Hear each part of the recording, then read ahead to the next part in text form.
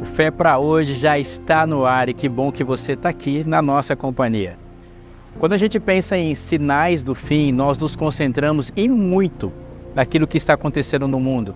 Pensamos nos movimentos astronômicos, terremotos, guerras, fome, o colapso dos sistemas. Também esperamos que Deus intervenha colocando o Espírito Santo na vida do seu povo de maneira efusiva. Tudo isso faz parte daquilo que pensamos quando falamos de sinal do fim. Mas nós precisamos avançar, porque a gente tem que se concentrar também naquilo que Jesus se concentrou.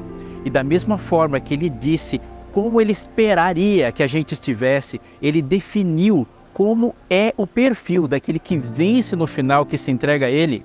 Ele também nos advertiu sobre aquilo que nós não deveríamos ser. E falar demais daquilo que Jesus falou de menos é um grande problema, mas também falar de menos daquilo que ele deu muita ênfase é um problema tão grande quanto.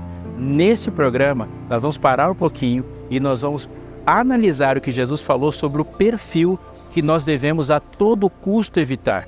E o perfil que a gente deve a todo custo evitar é aquele que ele definiu, que vai ficar quando ele voltar. Não pode ser eu, não pode ser você. Então, preste atenção que logo depois da vinheta, nós vamos abrir a Bíblia, porque está começando o Fé para Hoje.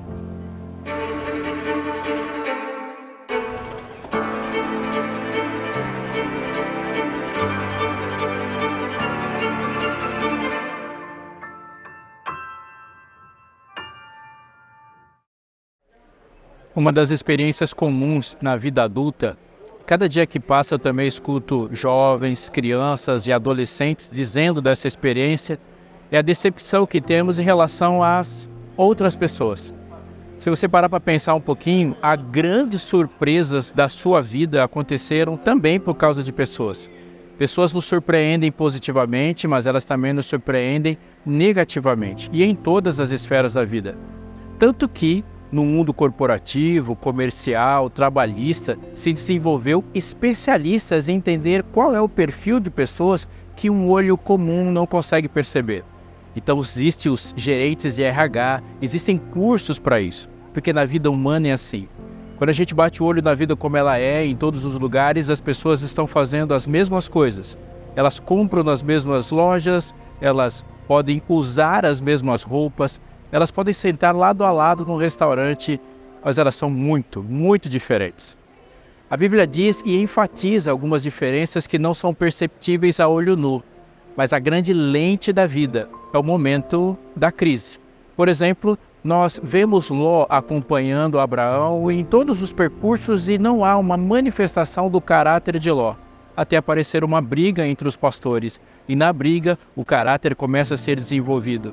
Mas para aquele que está olhando, aquele que está percebendo e não está aprofundando a análise, ainda se vê uma família que se divide e Ló vai fazendo escolhas quilometricamente longe de Abraão.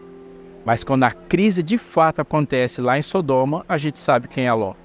Jesus disse também de um grupo de pessoas que viveram juntas, servos que desenvolvem os talentos juntos, virgens loucas e virgens sábias que estão juntas, mas em qualquer momento, no momento da crise, elas se separam e a gente sabe quem são. Uma frase muito comum que já chegou ao coração de muita gente é crise vai, crise vem, para saber quem é quem. É neste contexto que o futuro entra e as nossas perspectivas e perguntas em relação ao futuro entram em colisão a isso para que a gente possa aprender de fato, antes da crise, qual é o perfil, portanto, das pessoas que se perdem e das pessoas que se salvam numa crise do futuro. Mas é muito importante também entender o que Deus falou em relação àquelas pessoas que não vão dar conta de serem aquilo que elas foram chamadas para ser nesse momento futuro. Você já teve curiosidade em relação ao futuro? Eu tenho certeza que sim. As nossas inquietações em relação ao futuro são tão naturais para nós quanto a nossa identidade buscada no passado.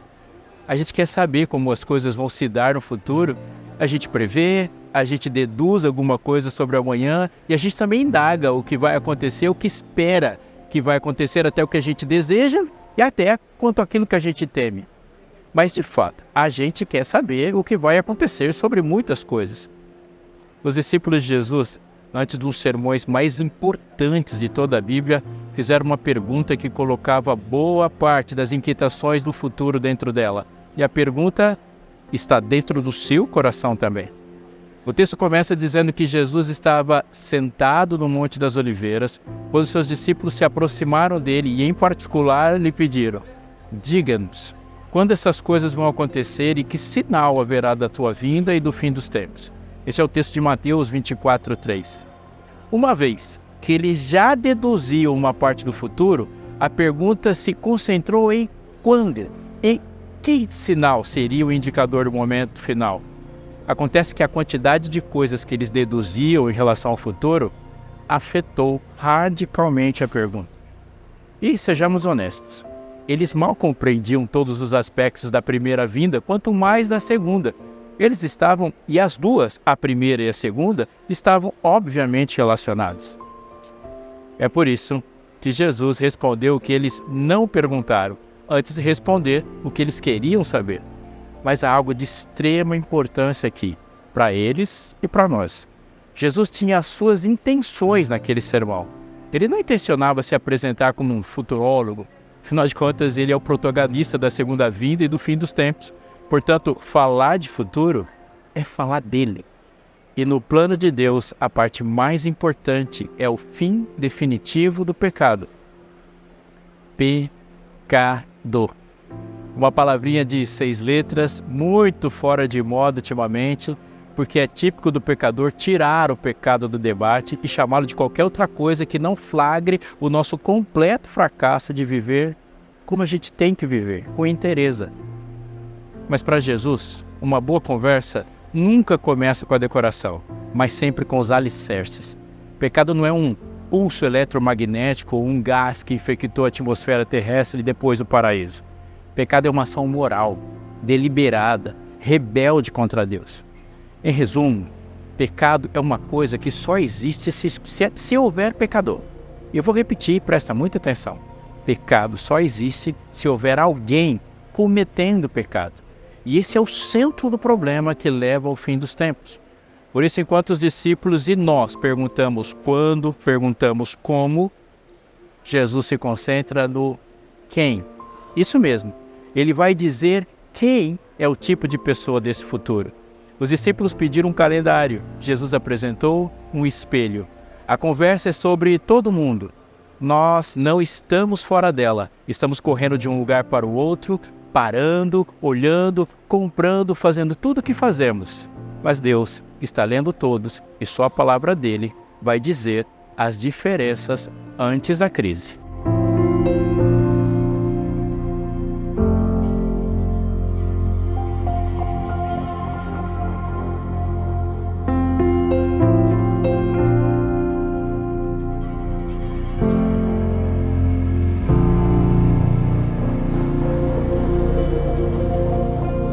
Jesus, ao falar do futuro, apresentou eventos que certamente acontecerão porque ele fará acontecer. Outros que também tomarão lugar na história, que chamarão muita atenção, mas que são apenas distratores. E se concentrou bastante no tipo de crente que ele encontrará. Mas ele, em todos os momentos, demonstrou a pessoa que reúne as características daquele que se perde no momento crucial do tempo. Ele nos revelou os perigos que nos cercam, não somente quanto às que vamos enfrentar, e nem sobre as pessoas que declararão guerra contra a verdade e o povo de Deus, mas fundamentalmente sobre o tipo de pessoa que devemos a todo custo evitar ser. O primeiro perfil que a gente pode ver como apresentado por Jesus é o que podemos chamar de o enganado. Sim, as pessoas que são enganadas, elas têm dentro de si e no seu comportamento todos os elementos que possibilitam o engano. Nós tendemos a ver enganados como vítimas, mas é necessário parar e ouvir Jesus, porque nem sempre ele vai apresentar o enganado como vítima. Sim, o enganador é sempre vilão, mas em muitas vezes, no texto bíblico, o enganado tem sobre si um julgamento pelo seu próprio engano. Em todos os versículos da Bíblia apresentando o conflito entre o bem e o mal, apenas 2 tipos de pessoas estão presentes: o justo e o ímpio, sem nenhuma categoria entre eles, sem terceira via. o santo e o profano, o salvo e o perdido, sem ilusões e sem rodeios. Da mesma forma que a Bíblia apresenta as características do salvo como um alvo a ser perseguido, ele também acrescenta as características do ímpio como uma ameaça a ser evitada.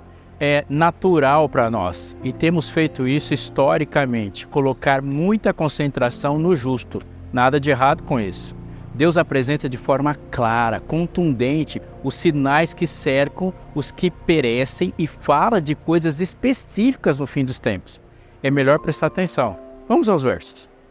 Tenham cuidado para que ninguém os engane, porque muitos virão em meu nome dizendo, eu sou Cristo, e enganarão a muitos. Texto de Mateus 24:4, no qual ele inaugura o seu sermão. Muitos falsos profetas se levantarão e enganarão a muitos. Mateus 24:11. Mais um. Porque surgirão falsos cristos e falsos profetas operando grandes sinais e prodígios, para enganar, se possível, os próprios eleitos. Mateus 24:24. O que te chamou mais atenção nesses 3 versos? Um verbo é repetido com muita ênfase. Qual é? Enganar. Antes mesmo de dizer qualquer outra coisa, Jesus alertou contra o engano. Repito, ele começou sua resposta falando sobre o cuidado para que as pessoas não sejam enganadas. Tomem cuidado para que ninguém os engane. E logo em seguida, ele afirma que a obra do engano no mundo será ampla e bem-sucedida, porque enganará a muitos, e que será tão perigosa, ousada e sofisticada que, havendo qualquer brecha, ela vai avançar sobre os eleitos. Uma característica daquele que se perde no final está bem exposta aqui. Ele é vulnerável ao engano. Normalmente pensaríamos assim, mas se foi enganado, a culpa é de quem enganou, conforme eu disse no começo. A nossa tendência é tratar enganados como vítimas, repito, mas não é esse o caso. Pois virá o tempo em que não suportarão a sã doutrina, pelo contrário, se rodearão de mestres segundo as suas próprias cobiças, como que sentindo coceira nos ouvidos. Eles se recusarão a dar ouvidos à verdade, entregando-se a fábulas. Isto é que o apóstolo Paulo escreveu ao jovem Timóteo na carta que leva o seu nome, a segunda carta a Timóteo, capítulo 4, verso 3. Você percebeu que o perfil que Paulo desdobra diante de Timóteo é o exato oposto do que Jesus escreveu como seu discípulo? Jesus disse, se alguém quer vir após mim, negue-se a si mesmo, dia a dia, tome a sua cruz e siga-me. Pois quem quiser salvar a sua vida, perdê-la-á. E quem perder a vida por minha causa, esse a salvará. Lucas 9, 23 e 24. Jesus exige a negação de si mesmo. Essa é uma condição primordial para segui-lo. O enganador, no entanto, procura o tipo de gente que procura um eco dos seus próprios desejos, os desejos do seu coração, na mensagem que ele ouve, para classificá-la se ela é boa ou não. Primeiramente, vamos refletir um pouco sobre a maneira que a Bíblia descreve desmascarando os falsos profetas. Vamos olhar um texto da segunda carta de Pedro, ele diz assim, assim como surgiram falsos profetas no meio do povo, também haverá falsos mestres entre vocês. Eles induzirão heresias destruidoras, chegando a renegar o soberano Senhor, que os resgatou, trazendo sobre si repentina destruição. E muitos seguirão as suas práticas libertinas, e por causa deles, o caminho da verdade será difamado. Movidos por avareza, eles explorarão vocês com palavras fictícias, mas para eles, a condenação decretada há muito tempo não tarda, e a destruição deles não caiu no esquecimento. Conforme eu disse, foi Pedro que disse isso na segunda carta, no capítulo 2, e os versos de 1 ao 3. Prestando a devida atenção, vamos notar que o apóstolo Pedro identifica 4 elementos fundamentais encontrados no falso profeta. Vamos lá. Número 1. A motivação do falso profeta. No início do verso 3 ele diz, movidos por avareza. Número 2. O método. No verso 1 está escrito, eles introduzirão dissimuladamente. Número 3. O efeito. Muitos seguirão as suas práticas libertinas e o caminho da verdade será difamado. Número 4. O resultado disso. A condenação decretada há muito tempo não tarda e a destruição deles caiu no esquecimento. É muito importante destacar que essas características não são exclusivas do mundo depois de Cristo. Jeremias, que viveu no século 7 a.C. e Ezequiel um pouquinho depois, eles já identificaram o falso profeta por negar a verdade em troca de popularidade. Preste muita atenção. Miqueias, que viveu no século 8 a.C., apresenta o falso profeta buscando interesses pessoais. Olha o que ele diz. Os seus profetas adivinham por dinheiro. Ele diz em Miqueias 6,11. E Isaías, que foi contemporâneo de Miqueias, condena os falsos profetas por serem portadores de uma vida pecaminosa. Ele disse isso em Isaías 28, verso 7. Da mesma forma que o Novo Testamento revela, o livro de Deuteronômio, lá no Pentateuco, aponta o efeito de seguir os falsos profetas. Isso é, o seguir falsos profetas gera nas pessoas um afastamento de Deus. Agora preste atenção no que a Bíblia diz sobre as características das pessoas que são enganadas por líderes religiosos falsos. E aqui está o nosso ponto de interesse nesse episódio. Pois virá o tempo em que não suportarão a sã doutrina. Pelo contrário, se rodearão de mestres segundo as suas próprias cobiças, como que sentindo coceira nos ouvidos. Eles se recusarão a dar ouvidos à verdade, entregando-se a fábulas. O apóstolo Paulo escreveu isso na segunda carta que ele mandou para Timóteo. Está lá no capítulo 4, e o verso que eu disse para você é o verso 3 e o verso 4. Mas o que o apóstolo está dizendo aqui?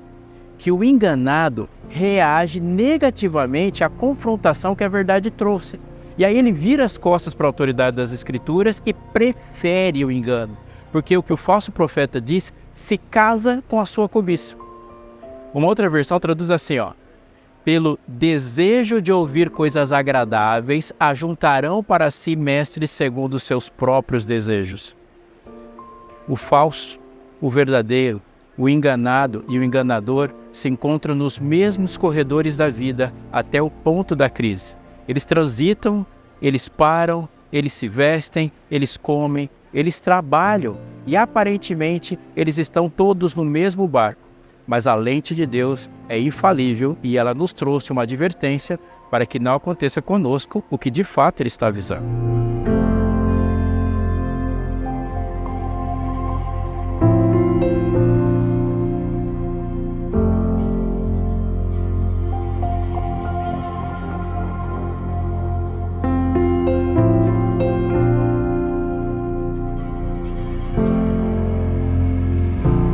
Ênfase por repetição é um sinal que algo importante que deve ser gravado na memória está contido na comunicação.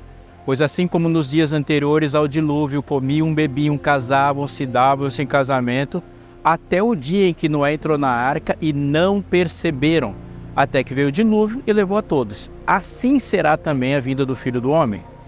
Outro texto. Portanto, vigiem, porque vocês não sabem o dia em que virá o Senhor de vocês. Mais um texto. Por isso estejam também vocês preparados, porque o Filho do Homem virá a hora em que vocês menos esperam. Mais um texto. Virá o Senhor daquele servo em dia que não espera e em hora que não sabe. Mais um. Portanto, vigiem, porque vocês não sabem o dia e nem a hora. Da mesma forma que Jesus deu muita ênfase para a necessidade de se precaver dos enganadores, Ele também repetidas vezes nos alerta contra um inimigo mortal, a distração. Levantando os olhos para ter uma visão do nosso tempo, para qualquer canto que a gente olhar, nós vamos encontrar uma distração. A indústria do entretenimento global, pense em música, filmes, streaming, jogos, shows, elas trabalham com cifras na casa dos trilhões de dólares. Agora acrescenta a isso a quantidade de tempo e de energia mental que o mundo gasta nas distrações dos smartphones. Eu não subestimo nada disso, muito pelo contrário, eu acredito que todos que se orientam pela palavra de Deus precisam refletir profundamente sobre essas e outras drogas tecnológicas. Mas eu percebo no texto sagrado que Jesus estava falando de algo além disso ainda. Olha, Noé pregou por 120 anos. E o resultado da sua pregação foi a aceitação da sua família somente. Ou seja, as pessoas decidiram não entrar na arca. Jesus não aponta no texto os pecados que eles estavam cometendo, mas ele traz para a superfície da análise coisas comuns da vida. Eles estavam comendo, bebendo e casando. O que isso quer dizer? Eles estavam levando a vida como se absolutamente nada de extraordinário fosse acontecer. Mas antes da destruição total do mundo, eles testemunharam fenômenos diferentes o suficiente para não serem ignorados. Mateus descreve o discurso de Jesus na língua grega, que usou uma palavra no verso 39 para descrever a resposta dos antediluvianos. Egnosan, cuja raiz é gnosko. Pode ser traduzida por perceber, entender ou saber. Ela está no verso 32 também, e no verso 33, no 43, como sabeis, no verso 50, e também não perceberam aqui, é literalmente não chegaram a saber. A pergunta é, como? Se Noé pregou por 1 século e 20 anos. É óbvio, eles não acreditaram. Entre a voz do profeta e a voz do pensador ateu, eles preferiram a voz do ateísta. Entre a voz do profeta e a voz do político carnal, eles preferiram a voz da conveniência. Entre a voz do profeta e a voz da multidão, eles preferiram a acomodação. O dilúvio veio e eles não perceberam. Junto com os pensadores ateus, morreram junto com os políticos mundanos e com a multidão. Ignorância seletiva é chamada na Bíblia de incredulidade. Incredulidade leva à condenação, conforme João 3,18. O contexto da advertência de Jesus, no verso 42, diz: então 2 estarão no campo, um será deixado e outro será levado. 2 mulheres estarão trabalhando no moinho, uma será levada e a outra será deixada. Mateus 24, 40 e 41. Embora muitos se enganaram sobre esse texto, entendendo um arrebatamento secreto antes da segunda vinda, não é isso que ele está falando aqui. Pois o que é deixado é para o castigo eterno, conforme está descrito no final do capítulo. De início, Jesus está dizendo que a vigilância dos que estão perto de você não vai te proteger, não vai te preparar. Se 2 estão no campo e um foi levado por Deus, é porque alguma coisa diferente daquela atividade que ambos estão fazendo é que determinou a salvação de um e a perdição de outro. Entendemos que os filhos de Noé, com as suas noras, se ocupavam com o trabalho de construção da arca, mas é razoável pensar que eles estavam envolvidos nas outras tarefas comuns da vida, como todos os outros. Mas no momento anterior ao fechamento da arca, eles foram levados e outros foram deixados. Em um shopping, em um mercado, em um lugar comum, num lugar procurado, numa sala de aula, as pessoas se encontram fazendo a mesma atividade. Nada imoral, nenhum crime, nenhum pecado. Mas seu coração se diferencia de uma forma que somente Deus pode ver. Com tristeza, eu vejo pessoas nesse nível bizarro de distração, ignorando o preparo do coração enquanto priorizam absolutamente o trabalho, a formação, a carreira ou qualquer outra coisa que não fortaleça o coração. Alguns outros, esses não estão em pequeno número, acredite, é muita gente, pensam perigosamente que a vigilância e santidade de seus pais fará alguma diferença na vida deles quando a crise chegar. Amigo, escute com o coração. A resposta das orações da sua família, a resposta das orações da igreja por você, não é você se salvar pela intercessão deles. O resultado é que seu coração se abra e você se torne como eles e comece a orar também.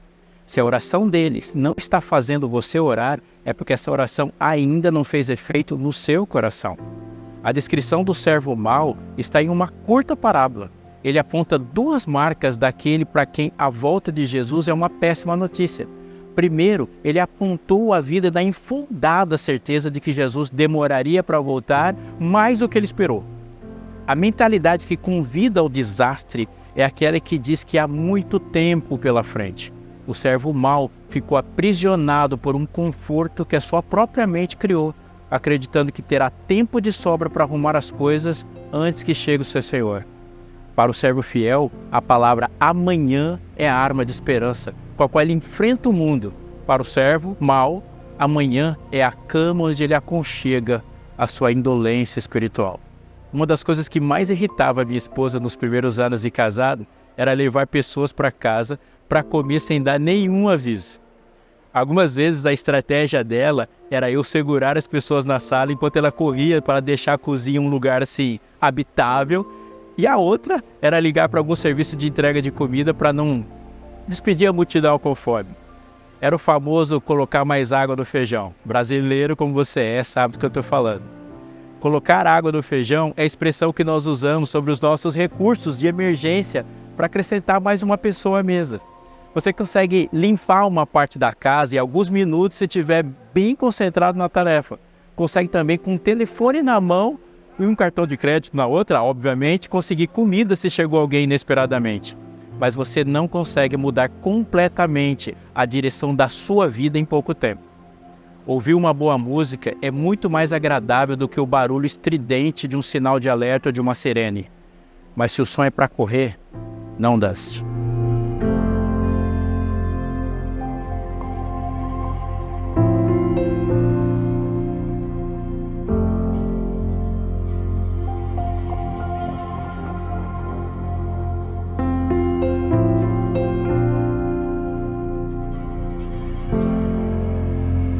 Amigo, nos últimos 24 minutos eu falei para você sobre a necessidade de preparo. Eu espero que eles tenham sido suficientes para você entender que é hoje o momento de você dedicar todas as energias para que isso seja real para você agora. O fim não é hoje, posso te afirmar, mas a preparação para o fim é hoje. Eu quero te ajudar com isso. Eu quero estudar com você. A Novo Tempo preparou esse manual de estudos, a revista Esperança Novo Tempo. Verdades para o tempo do fim. Essa revista é para você e vai chegar na sua casa de graça exatamente porque é para você. E quando você recebê-la, você vai perceber o quanto ela é importante para a sua vida e para a vida da sua família hoje. Nos últimos minutos nós falamos sobre duas grandes características daqueles que se perdem no final. Eles são enganados, mas eles não são enganados porque alguém tem muito poder para enganar somente. Eles são enganados porque eles nutriram na sua vida características que permitem essa vulnerabilidade. Gostar e correr atrás dos seus próprios sonhos, ignorar a palavra profética e preferir que o seu coração fosse massageado em vez de advertido. Há um outro grupo também que nós vimos no programa de hoje que são aqueles que são distraídos, perderam o foco. Hoje, o chamado para você é olhar fixamente para Jesus.